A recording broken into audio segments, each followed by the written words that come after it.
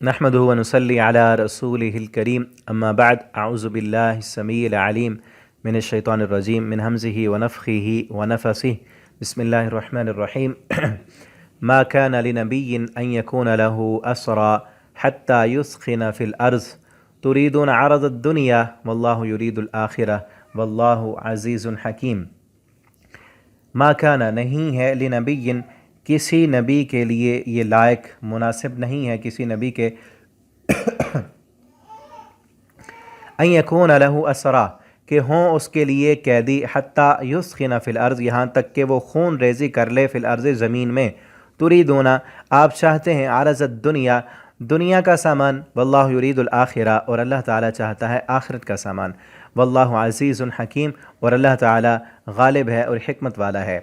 یہ آیتیں غزوہ بدر کے بعد نازل ہوئی تھیں، جیسا کہ پہلے میں بتا چکا ہوں۔ غزوہ بدر میں 70 کافر مارے گئے تھے اور 70 کافر جو ہے وہ قیدی بن گئے تھے۔ اب ان قیدیوں کے ساتھ کیا سلوک کرنا ہے اس کے حوالے سے کوئی شریعت کے احکام اس وقت نہیں تھے۔ جو بھی فیصلہ آپ صلی اللہ علیہ وسلم کو اختیار تھا کر سکتے تھے آپ صلی اللہ علیہ وسلم، تو آپ نے مشورہ کیا، صحابہ کرام سے مختلف مشورے دیے گئے۔ حضرت عمر رضی اللہ تعالیٰ عنہ نے مشورہ دیا کہ آپ ایسے کریں کہ سب قیدی یہ رشتہ دار ہیں، جن جن کے رشتہ دار ہیں ان کے حوالے کریں، جو میرے رشتہ دار ہیں میرے حوالے کریں، جو آپ کے رشتہ دار ہیں، آپ جو سیدنا ابو بکر صدیق کے رشتہ دار ہیں ان کے حوالے کریں، سب کے رشتہ دار ان کو دیں اور وہ اپنے رشتہ داروں کی گردنیں اڑا دیں تاکہ ان کافروں کی کمر ٹوٹ جائے، دوبارہ یہ جو ہے نا لڑائی کے لیے تیار نہ ہوں۔ اگر ان کو چھوڑ دیتے ہیں آپ دوبارہ یہ اسلام کے خلاف آئیں گے۔ اور پھر یہ بھی تاکہ پتہ چل جائے دنیا کو کہ جس کے دل میں رب کی محبت ہے، مشرک کی محبت اس کے دل میں نہیں ہوتی، ہم مار دیں ان کو۔ ابو بکر صدیق رضی اللہ تعالیٰ عنہ نے مشورہ دیا، اللہ کے پیغمبر آپ ان سے فدیہ لے لیں اور ان کو چھوڑ دیں، وہ جو فدیہ پیسے آپ لیں گے وہ بھی آگے جہاد کے کام آئیں گے۔ تو آپ صلی اللہ علیہ وسلم نے سیدنا ابو بکر صدیق کے مشورے پر عمل کیا، تو اس پر اللہ تعالیٰ نے یہ آیت نازل کی کہ یہاں تو ان کافروں کی کمر توڑنی تھی، خون ریزی کرنی تھی، بہانا تھا، قتل کرنا تھا ان کو، یہ سرغنے ہیں کفر کے، ٹھیک ہے نا۔ لیکن آپ صلی اللہ علیہ وسلم یہ کہا گیا کہ مناسب نہیں تھا، یہ فیصلہ مناسب نہیں تھا، چونکہ کر دیا گیا، تو اس لیے اگلی آیت میں اللہ تعالیٰ فرماتے ہیں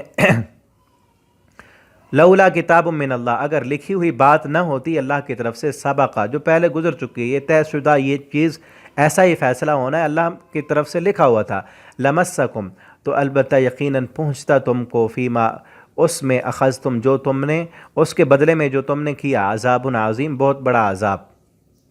فکلوا بس اب کھاؤ، مما غنمتم جو تم نے غنیمت حاصل کی، یعنی کافروں سے جو فدیہ تم نے لیا ہے، مناسب کام نہیں ہے اس وقت کرنا، یہ تھا کہ کافروں کو قتل کرنا تھا، کیونکہ کفر کا عروج ہے، اس عروج کو توڑنا تھا، لیکن اب غنیمت کا حلال ہونا لکھا ہوا تھا، اب جو مل گیا ہے اس کو کھاؤ، حلال ہے، پیچھے بھی بتا دیا گیا پہلے۔ اور اب کفر کا جب غلبہ ختم ہو گیا تو پھر اب یہ حکم نہیں ہے کہ جتنے بھی کافر ہوں ان کو جو سب کو قتل کر دیں، پھر جو امیر ہو اس وقت کا، لیڈر ہو، تو وہ جیسا اس حالات کے مطابق فیصلہ کرنا چاہے، فدیہ لے لے، چھوڑ دے، یا قیدیوں کے بدلے دوسرے اپنے قیدی چھڑوا لے، جیسا وہ فیصلہ کرنا چاہے کر سکتا ہے۔ مما غنمتم حلالا طیبا واتقوا اللہ اور اللہ سے ڈرتے رہو، ان اللہ غفور الرحیم بے شک اللہ تعالیٰ معاف کرنے والے اور رحم کرنے والے ہیں۔ یا ایہا النبی اے نبی صلی اللہ علیہ وسلم، قل آپ کہہ دیجئے، لمن ان بندوں کو، فی ایدیکم جو تمہارے ہاتھوں میں ہیں، من الاسرا قیدی، جو قیدی ہیں نا جن کو آپ نے فدیہ لے کر چھوڑا ہے، ان سے یہ کہہ دیں ان یعلم اللہ فی قلوبکم، اگر جانا اللہ نے تمہارے دلوں میں، اللہ تمہارے دلوں کو دیکھے گا، خیرن تمہارے دلوں میں اگر کوئی بہتری ہے، بھلائی ہے، تم اب قیدی بن گئے تھے نا، مسلمانوں کے ہاتھوں میں تھے، تمہیں چاہتے تو یہ قتل کر دیتے، اگر تمہارے دل میں رتی برابر بھی کوئی آتا ہے ایمان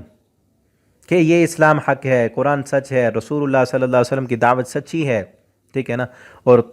تم اسلام قبول کرنا چاہتے ہو، یؤتکم خیرا تو اللہ دے دے گا تم کو، خیرن بہتر، مما اس سے اخذ منکم جو تم سے لیا گیا، یعنی اب جو فدیہ مسلمانوں کو دے کر تم آزادی لے رہے ہو، یہ فدیہ اب تم نے دیا ہے، اگر تم اسلام قبول کر لو گے نا تو اس سے بہتر مال اللہ تمہیں اس دنیا میں بھی دے گا، ٹھیک ہے نا۔ وَيَغْفِرْ لَكُمْ اور اللہ تمہیں معاف بھی کر دے گا، جو پچھلا گناہ ہے میدان بدر میں کئی لوگ ان قیدیوں میں سے بھی کئی جو تھے بعد میں مسلمان ہو گئے تھے. سیدنا ابو سفیان رضی اللہ تعالیٰ عنہ بعد میں مسلمان ہو گئے، لیکن اس وقت جو تھے وہ کافر تھے. اور بھی کئی لوگ جو ہے وہ مسلمان ہوئے. آپ صلی اللہ علیہ وسلم کے داماد عاص بن وائل، وہ اس وقت کافروں کی فوج میں تھے لیکن بعد میں مسلمان ہو گئے. واللہ غفور الرحیم، اور اللہ تعالیٰ معاف کرنے والا، رحم کرنے والا ہے. لیکن معافی کن کے لیے ہے؟ جو لوگ معافی مانگیں، توبہ اور استغفار کریں، دین کی طرف آنا چاہیں، تو ان کے لیے اللہ رب العالمین معاف کرنے والے ہیں، رحم کرنے والے ہیں. اور جس کے دل میں دین کی رغبت ہو، خیرن بہتری ہو، جو بھلائی کرنا چاہے، جو دین سیکھنا چاہے، قرآن کی طرف آنا چاہے، لیکن جس کے دل میں دنیا طلبی ہی ہو، دنیا کی محبت ہو، دن رات وہ اس کی پلاننگ، کوشش، سارا کچھ دنیا کے لیے ہو، اور نہ نماز پڑھے، نہ قرآن کی طرف آئے، حرام کر رہا اور وہ کہے کہ اللہ غفور الرحیم ہے، تو ایسے بندوں کے لیے نہیں. لیکن نا پیچھے یہی ہے، ان یؤتکم خیرا، گناہ تم سے ہو گیا، کافروں کے کا ساتھ مل کر تم آ گئے، لیکن اگر آپ بھی اسلام قبول کرنا چاہتے ہو یہ پچھلا گناہ معاف ہو جائے گا. شرط کیا ہے؟ دل کو بہتر بنا لو، اسلام کی طرف آ جاؤ اور اللہ کے فرما بردار بن جاؤ، اللہ تمہیں معاف کر دے گا، اور رب غفور الرحیم ہے. اللہ سے دعا ہے اللہ تعالی ہمیں بھی نیکی